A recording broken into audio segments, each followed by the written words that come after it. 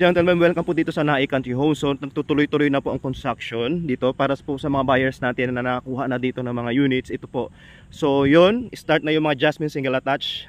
Yan, single attach. Tapos yung Carnation, yung dito sa part na to, nag-i-start na rin po siya. So, as promised by the developer na i-turn over ang unit ng 2 to 3 years, and we are on the right timeline naman po. So, tinatayo na rin yung mga single attach po dito, mga Jasmine single attach. And also yung Linnea, meron na rin po tayo doon.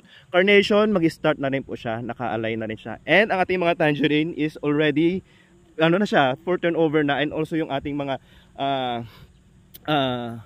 yung Adeline natin doon sa likod, yan, nakatayo na rin sila. Okay, that's the update po dito sa Nai Country Homes. For more details, konti na lang po ang available natin na units dito. Jasmine Townhouse and also Tangerine and ang available natin dito sa Phase 1. Yung Phase 2 nandun sa kabila, marami po tayong available doon na Tangerine single attach and also Carnation. Okay, for more details, please message me on my mobile number kung saan ko po ilalagay sa aking mga social media accounts.